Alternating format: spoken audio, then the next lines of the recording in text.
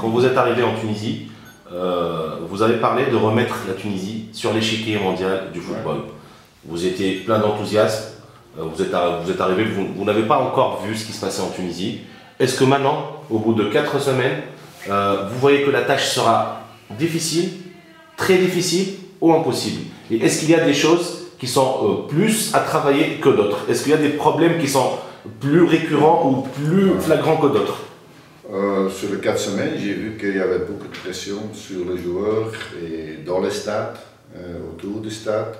C'est quelque chose qu'on va améliorer. C'est vrai que moi je n'aime pas tellement que le football c'est une fête.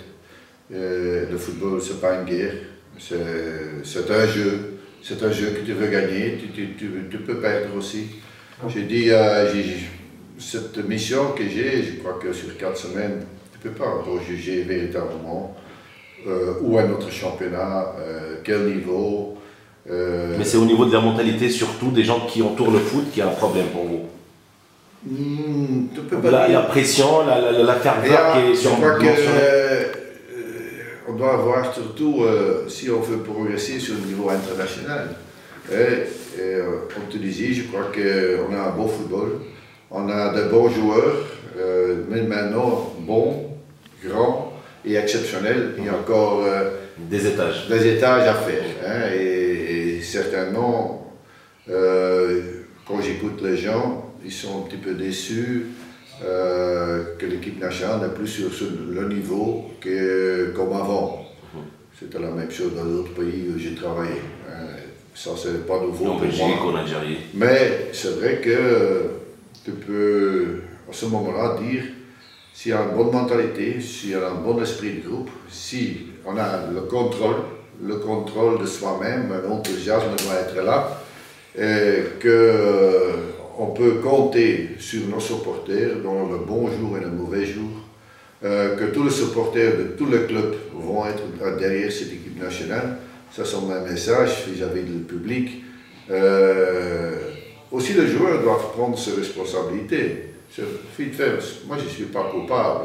Ce n'est pas l'entraîneur, ce n'est pas le joueur. On est tous ensemble que, à ce moment-là, on était coupables. Et c'est vrai que on ne peut pas mettre ça sur le dos d'un adjoint, ou quoi, un entraîneur adjoint, c'est trop facile, ou sur le coach. Mais tous ensemble, on va travailler dans la même direction. Pas faire à gauche, à droite, on va vers la même direction et on va tomber une fois, on va tomber une fois à gauche, on va tomber une fois à droite. Il faut être indulgent en fait avec l'équipe nationale. Oh oui, et certainement. Il y aura des moments forts et des moments faibles, donc il faut. Oui, certainement, et surtout comme dans le club, parce que ça fait une saison maintenant, j'ai vu beaucoup de fatigue aussi. Ils ont fait un parcours déjà assez pour beaucoup d'équipes. Là en bas c'est le combat total pour se survivre, parce que être dans la deuxième division c'est toujours facile, au contraire c'est presque mission impossible de revenir au premier niveau. Puis ceux qui jouent pour le titre, je crois qu'il n'y a pas trop de problème à cet instant-ci, mais aussi la réaction parfois vis-à-vis de l'arbitre. Moi je trouve que c'est une idée acceptable de C'est pour ça que vous avez insisté sur le mot respect hier pendant la conférence. Oui, j'ai dit ça. C'est même les joueurs, ils doivent respecter. Moi aussi, les joueurs aussi, même les dirigeants. Je crois qu'on doit avoir un petit peu plus de respect pour l'arbitre. Son tâche est déjà difficile, parce que nous autres, on peut voir sur les images, on fait encore l'analyse et on fait un petit peu, on arrête encore, on a 5-6 caméras ou 14 caméras dans la Champions League. 14 caméras sur la même face, tu prends à gauche, à droite, et le pauvre, ils sont avec 3 ou avec 4, et puis à ce moment, il va décider d'un coup, et voilà. Nous autres, on peut revoir ça pendant 5 minutes, et on ne sait pas encore la solution. Il ne faut pas faire de procès d'intention aux arbitres. Non, l'arbitre, il joue son rôle. Quand l'arbitre, on ne voit pas, ça veut dire que c'est un bon arbitre. Si le joueur, chaque décision qu'il prend, c'est la mentalité joueur qui doit changer. Je sais, c'est la pression. Je sais que sur le banc aussi, parfois, on a des excitations. Mais c'est peut-être aussi à l'entraîneur de calmer un petit peu et pas d'enflammer encore la réaction. Et ça, c'est notre tâche comme entraîneur, comme dirigeant, il peut faire une faute.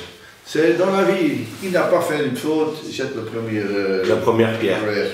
Et c'est vrai que là, on doit plus contrôler, des fautes stupides, on doit plus faire.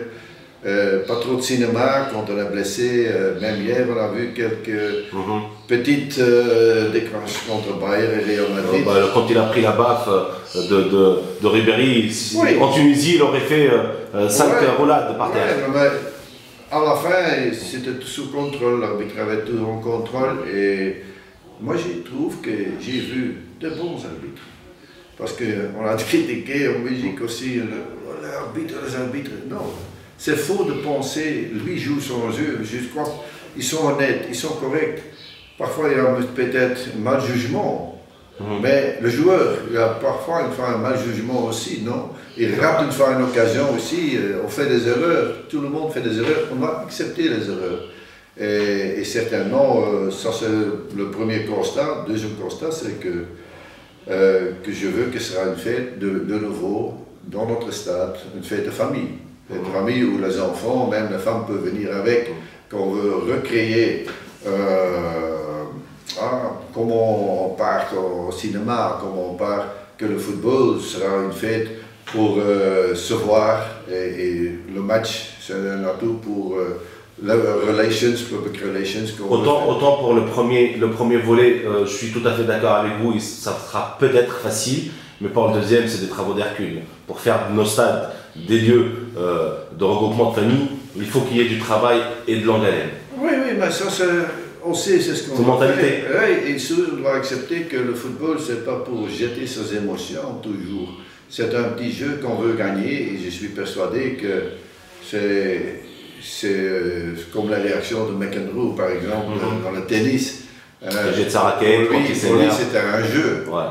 À la fin, il a dit dans son livre, c'était un jeu. Ça faisait partie du spectacle. Oui, mais c'est pour influencer parfois l'arbitre. Et ça marchait bien. Oui, mais moi je trouvais qu'il y avait des autres comme Borg et tout ça. D'une autre manière, tout avait contrôlé. Et là, ce sont des petites choses que j'ai dit sur mon premier constat. De l'autre côté, tout le monde veut qu'on sera de nouveau sur le niveau. Combien on veut faire pour ça? On doit investir là-dedans. C'est pas seulement investir avec l'argent. Ça, on a un gouvernement pour nous aider aussi. Je crois que le sport est important. Le sport peut réunir les gens. Le sport, c'est quelque chose, une rencontre entre des gens qui se respectent. Et comme ça, le FIFA a mis aussi à ce moment respect, culture aussi. Et ça, c'est vrai qu'on doit avoir respect. Moi, j'ai toujours respect vis-à-vis de tous les gens autour de moi, les supporters, même les dirigeants, même le collègue à moi, même mon équipe. Mais le respect, c'est vice-versa. Et ça, je demande aussi de mes joueurs de respecter et aussi de faire peut-être le maximum pour arriver sur le sommet.